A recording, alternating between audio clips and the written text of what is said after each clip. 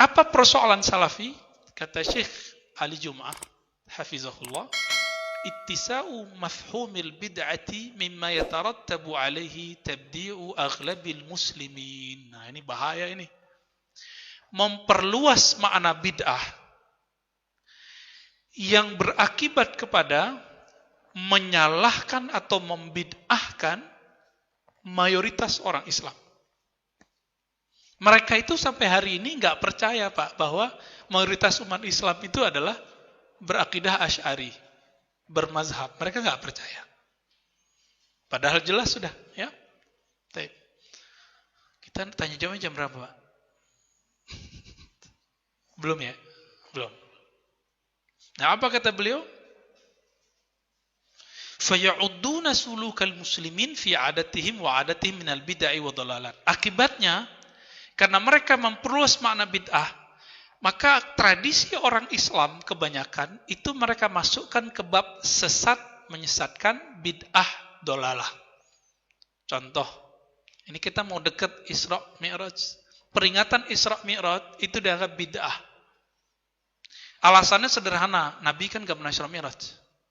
Loh, Nabi yang Mi'rajnya, Nabi yang Isra-nya, jadi gak perlu haflah-haflah begitu.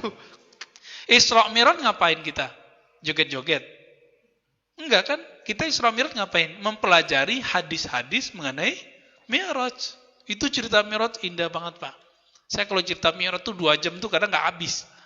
Ya, tahu-tahu udah selesai aja. Orang-orang kayak nggak lupa, ya, bahwa dia tadinya nggak nafas. Ya, kalau diceritain masalah Mi'raj. Salah satu hobi kita dari dulu cerita kelahiran Nabi, cerita hijrah Nabi, cerita Isra Mi'raj Nabi. Itu seneng, dan perperangan-perperangan yang Nabi pernah lakukan sallallahu alaihi wasallam, ya. Karena mereka mengatakan memperingati Maulid. Nah, ini mohon maaf ya. Ini masjid ini mungkin dianggap liberal nanti nih, ya. Cuma karena saya bulan lalu mengatakan ulama Mesir membolehkan mengucapkan selamat Natal. Gimana, Pak? Kenapa? Karena ulama Mesir tidak menganggap itu bagian dari akidah. Sedangkan Salafi, ini hati-hati, Pak. Salafi menganggap itu bagian dari akidah. Enggak apa-apa. Sekarang kita tanya, antum mengikuti ini bab akidah atau bab muamalat? Kalau itu bab akidah, haram memang. Tapi ulama Darul Ifta, ulama Al-Azhar, Syekhul Azhar ditanya, Syekh Ahmad Thayyib, ya, banyak mahasiswa Al-Azhar, mohon maaf, kok nggak setia dengan alma maternya, dengan guru-gurunya di sana. Ditanya, wahai Tuan Guru, Tuan Syekh, apa pandanganmu mengenai orang yang bersikeras memfatwakan haram, bid'ah, syirik, mengatakan selamat Natal? Dianggap liberal apa segala macam. Ini kan lucu, di Indonesia langsung dicap liberal, Pak.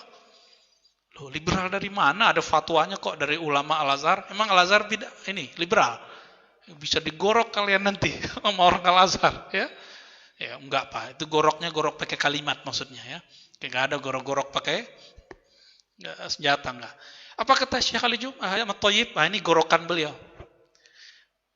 La yaquluhu illa man la yafqah fid din. Orang yang ngomong tidak boleh begitu, itu nggak ngerti agama. Ini perkataan siapa? Syekh Ahmad Thayyib. Lebih kurang begitu redaksinya. Waduh, serem juga deh Syekh Ahmad Thayyib. Kalau saya nggak sampai begitu, Pak. Karena saya tahu salah satu guru saya mengharamkan mengucapkan selamat Natal. Guru saya yang mulia, Allah yarham, Syekh Ali Mustafa Yaqub, Imam Besar Istiqlal yang lama. Kenapa? Karena beliau menganggap ini bagian akidah. Makanya kita kemarin kasih opsi 2, ya kan? Jadi ternyata fatwa itu nggak boleh dia kaku. Teman-teman Salafi dan sebagian orang awam yang baru hijrah maunya kalau belajar agama hitam putih. Ya, tidak, salah, benar. Ini kesalahpahaman dalam belajar agama. Imam Ahlus Sunnah di zamannya yang sangat dihormati sampai hari ini, Imam Abu Ishaq Asy-Syairazi, yang kitabnya namanya Al-Muhazzab dikembangkan oleh Imam Nawawi menjadi kitab majmu' setebal ya sepanjang saya tangan ini. Punya tangan begini dijelaskan, Pak, kitab cuma 2 jilid. Imam Abu Ishaq Apa kata Syekh Khatani, kemudian juga Imam Subki mengenai beliau? Asy-Syairazi, Abu Ishaq Asy-Syairazi, jika menjawab satu persoalan, bisa 40 macam jawaban. Bayangkan. Hitam putih nggak tuh? Maka ciri-ciri orang alim, dia kalau jawab bukan satu jawaban. Ini ciri orang alim, Pak. Ini yang dimaksud oleh Syekh Ahmad Thayyib. Ini yang dimaksud oleh Syekh Ali Jum'ah. Ini yang dimaksud oleh Bin Bayyah. Ulama kalau di Mauritania, di Maroko ada yang terkenal. Namanya Bin Bayyah. Cari aja Pak, di internet ketemu. Di Google ketemu. Bin Bayyah. Ya. Itu guru ulama-ulama di daerah Maroko, di daerah Aljazair, Tunis, bahkan sampai ke Jazirah Arab. Mazhabnya Maliki. Beliau dahsyat sekali. Udah senior juga, Pak. Beliau membolehkan karena masuk ke bab muamalat. Ini bukan masalah liberal, Syiah, apalagi plural, enggak ada kaitannya. Ini masalah ente memahami ini muamalat atau akidah, selesai. Nah, saya sangat mengerti karena dulu saya pernah menjadi sekretaris beliau sebentar sebelum dibagi tugas dengan teman saya. Lalu teman saya jadi sekretaris beliau yang ada Ustadz Lutfi namanya. Nah, waktu itu saya yang nyalin tuh. Nyalin, menerjemahkan risalah beliau mengenai hukum mengucapkan selamat Natal. Di situ isinya beliau mengkritisi guru kita, penafsir Habib Quraisy Syihab. Beliau mengkritisi, Pak, kenceng. Ketika saya cek, oh ternyata background ke belakangnya itu bab akidah. Jadi dalam pikiran orang yang mengharamkan selamat Natal apa? Mengucapkan selamat Natal berarti meyakini Isa adalah anak Allah. Terus tiba-tiba saya dikritik oleh orang yang sok-sok mengerti ilmu sejarah. Nah, lihat ini. Kenapa saya sebut sok mengerti sejarah? Ustadz, itu Isa kan lahirnya belum tentu 25 Desember. Emang saya nggak ngerti. Ya. Emang Nabi Muhammad lahirnya benar 12 Rabiul Awal. Lebih dari 7 riwayat mengenai kapan Nabi lahir. Sama. Kalau kita mau konsisten dengan ini, kita bisa gugat tanggal Maulid Nabi. Nah, jadi kan lahirnya benar 12 Rabiul Awal. Lebih dari 7 riwayat mengenai kapan Nabi lahir. Sama. Kalau kita mau konsisten dengan ini, kita bisa gugat tanggal Maulid Nabi. Nah, jadi kacau Pak, ya. Hati-hati kalau mau mengkritisi. Ukur-ukur dulu badan kita kuat nggak dengan dalilnya. Oke, tafadhal, azan dulu, ya. Azin.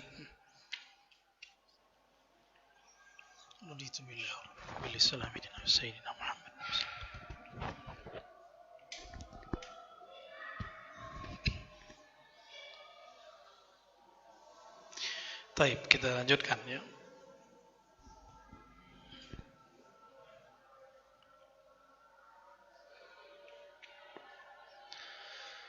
Sebelum tanya jawab, kita tambahkan karena persoalan bid'ah ini bukan persoalan sederhana. Jadi apa yang disebut bid'ah oleh mereka? Sesuatu yang Nabi tidak pernah buat, yang tidak pernah Nabi lakukan. Apa bid'ah menurut Salafi? Sesuatu yang Nabi tidak pernah lakukan. Tapi Imam Salafi, Ibnu Taimiyah nggak ngomong begitu. Imam Salafi Ibnu Taimiyah mengatakan bid'ah itu yang tidak ada dalilnya. Dalil banyak. Ya. Cuma prakteknya tetap saja Ibnu Taimiyah gagal. Nah. Jadi apa Pak bid'ah menurut mereka? Yang tidak ada dilakukan Nabi. Kalau Ibnu Taimiyah yang tidak ada dalilnya. Cuma prakteknya sama aja. Ibnu Taimiyah, ya mohon maaf, lumayan gagal ya. Makanya beliau membid'ahkan berniat menziarahi kubur Nabi. Apalagi Bapak di sini punya program sebelum pandemi ziarah 9 wali. Wah, bid'ah tulen itu ya. Tuh wajah-wajah ahli bid'ah nih ya. Menurut mereka loh Pak. Lalu apalagi masalahnya? Mereka memahami, kata Syekh Ali Jum'ah, ja'ala mafhumal bid'ata ya fi syar'i akhassu minhu fil lughah. Faja'al al-bid'ah yal mazmum faqat. Jadi bid'ah itu bagi mereka enggak boleh dibagi-bagi. Kenapa? Karena hadisnya kullu bid'atin tolak. Semua yang bid'ah sesat. Itu kan kalam Nabi dalam satu riwayat. Mereka tidak mempertimbangkan pemahaman Umar yang mengatakan ni'matil bid'atu hadhihi, senikmat-nikmat bid'ah adalah membuat yang baru ini. Apa yang baru? Tarawih berjamaah, padahal Nabi nggak pernah buat. 20 rakaat lagi. Begitu juga Abdullah bin Umar mengatakan hal yang sama. Jadi ayah sama anaknya sama. Padahal Abdullah bin Umar ini paling anti bid'ah. Nabi kalau nggak buat, dia nggak mau buat. Jadi sahabat Nabi itu sangat luas memahami bid'ah, nggak saklek. Nabi pernahkah menyuruh mengumpulkan Al-Quran? Kata Abu Bakar, ente buat yang Nabi nggak buat, hai Umar. Umar jelasin ini ada maslahatnya. Maka muncullah dalil yang bukan Quran, bukan sunnah, bukan ijma, bukan qiyas. Apa nama dalilnya? Masalihul mursalah, kemaslahatan umum, kemaslahatan. Kalau bid'ah ini tidak dibuat oleh Abu Bakar, Umar, dan Utsman dulu, kita nggak ketemu Pak sekarang mushaf yang Bapak punya hari ini. Kita bersyukur, syukran ya Utsman ala bid'atika. Terima kasih wahai Utsman, ente sudah melakukan bid'ah yang bermanfaat. Maka bagi kita bid'ah itu bukan satu macam. Jadi saya dituduh Pak, apa tuduhan mereka? Ar-Razi menuduh Umar dan Utsman pelaku bid'ah. Oh iya, kalau memang dia, tapi bid'ah hasanah. Dalam tradisi kita, dalam ilmu Ahlus Sunnah dan mazhab yang 4, ada yang disebut bid'ah yang hasanah. Kalau bagi mereka, semua bid'ah sayyi'ah, dolalah. Loh, ente punya dalil enggak? Punya. Itu kalamnya Umar. Lalu hadisnya Nabi. Apa kata Nabi? Man sanna sunnatan hasanatan. Siapa yang membuat sunnah yang baru. Hadisnya agak panjang itu. Lalu ada kalimat sunnah sayyi'ah. Kata sunnah sendiri ada baik, ada buruk. Oh, itu maknanya ABCD. Itu namanya asbabul wurud. Suatu hukum tidak terbatas kepada asbabul wurudnya. Dia bisa global. Sama dengan kullu bid'atin dolalah itu. Kalau kita konsisten nih, oh riwayat kamu itu nggak berkaitan dengan ini. Kita balas lagi, kullu bid'atin dolalah, itu konteksnya juga khusus. Nggak bisa juga mereka terima Pak. Nah ini yang kemudian membuat jadi rame. Ya. Jadi bagi mereka bid'ah itu hanya satu statusnya, dolalah. Maka bapak-bapak ini pelaku maulid, baca Ratibul Hadad, bid'ah yasinan, bapak ini orang sesat. Gimana Pak? Logikanya kayak tadi. Terus kita mau diem? Enggak boleh diem, kita harus jawab. Bukan kita ngelawan, kita harus jawab.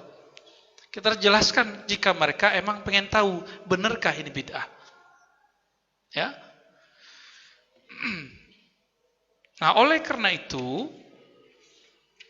ulama kita bahkan ada yang lebih dahsyat lagi ya. Izzuddin bin Abdissalam, Imam Nawawi sepakat membagi bid'ah itu 5. Kalau tadi 2 doang, sekarang 5. 2 itu nilainya baik, buruk, positif, negatif. Sedangkan 5 itu hukumnya. Bid'ah ternyata ada bid'ah wajib, Pak. Ternyata Quran itu wajib itu bid'ahnya, mushafnya. Sekolah, Nabi pernah sekolah enggak? Sahabat pernah sekolah enggak? Wajib Pak sekarang. Ya. Banyak lagi yang wajib nih. Kita sekarang kalau enggak punya KTP, enggak punya BPJS, kita nggak bisa ngapa-ngapain nanti Pak, ya, dihalangi. Jadi secara administrasi nggak bisa ngapa-ngapain. Maslahat kita tertutup. Maka secara fatwa ulama kita mewajibkan. Boleh-boleh aja itu sah-sah aja. Dulu orang nikah perlu pakai KTP nggak Pak? Masang kong kita dulu. Ya, njit kita dulu perlu nggak mereka pakai KTP? Daftar KUA. Tapi ribet, kumpulin uaknya lah, uak kesinilah, aduh rempong dulu. Jadi dulu tradisi itu mengikat. Kalau sekarang mengikat ada administrasi. Jadi bapak kalau nikahin anak jangan berat-berat adatnya, karena administrasinya udah berat Pak. Ya, mudahin aja. Biar cepat tuh yang jomblo pada ganti status. Kasihan mereka itu ya. Ulama-ulama kita membagi bid'ah ada wajib, ada bid'ah sunnah, mustahab maksudnya. Kan mereka mengharamkan menyerupai Nasrani. Maulidan itu menyerupai Nasrani. Loh, dari mana Pak Maulidan menyerupai Nasrani? Merayakan ulang tahun sama dengan menyerupai Nasrani.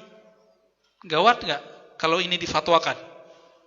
Kalau kita fatwakan merayakan ulang tahun, merayakan maulid adalah tasyabbuh bin Nasara, menyerupai orang-orang Nasrani, berarti kafir nggak?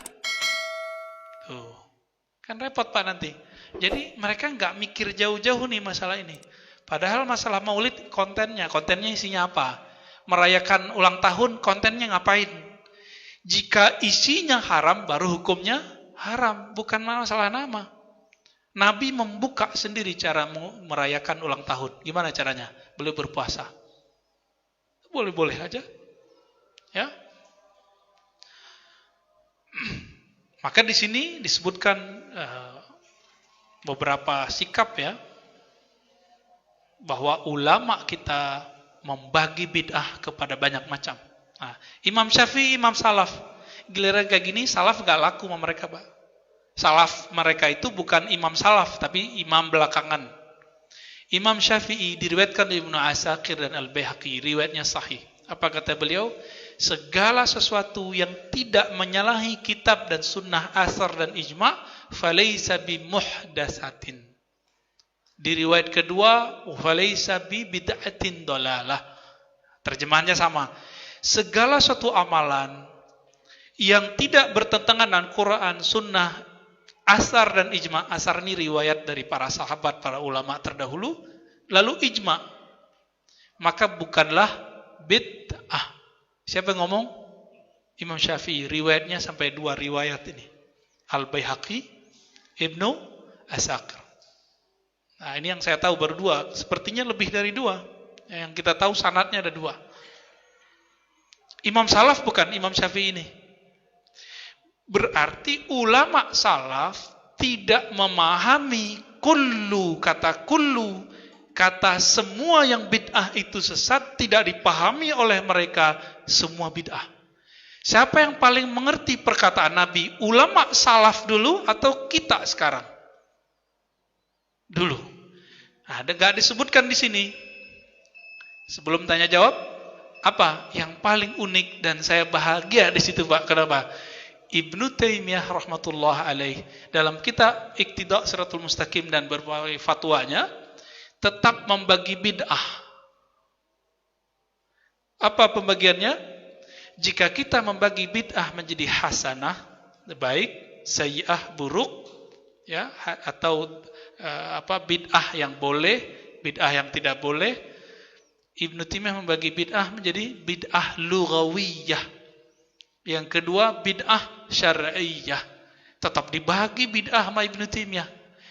Jika pembagian bid'ah itu artinya menentang Rasulullah seperti yang diklaim oleh mereka, kan mereka mengatakan ente merasa lebih pintar dari Nabi. Nabi enggak pernah bagi bid'ah. Nabi mengatakan semua bid'ah sesat. Ente bilang bid'ah terbagi. Ente lebih pintar dari Nabi. Jadi logika mereka selalu begitu. Beda sama pemahaman dia, dianggap kita lebih pintar dari Nabi. Kalau lebih pintar dari antum mungkin ya dikit. Ya, enggak juga sih Pak ya. Wallahu taala alam. Kira-kira gimana? Rumit enggak persoalannya? Jadi enggak rumit ya. Jadi bid'ah menurut mereka beda enggak dengan bid'ah menurut kita? Bahkan bid'ah menurut mereka berbeda dengan imam mereka sendiri, Imam Ibnu Taimiyah. Kitabnya kita sudah sebutkan Iqtida' Shiratal Mustaqim dan beberapa kitab fatwanya. Jadi kita nggak usah mendebat mereka, cukup imamnya saja yang mendebat mereka. Nanti kalau hari kiamat biar mereka nanti debat-debat Pak. Kita nonton aja ntar ya.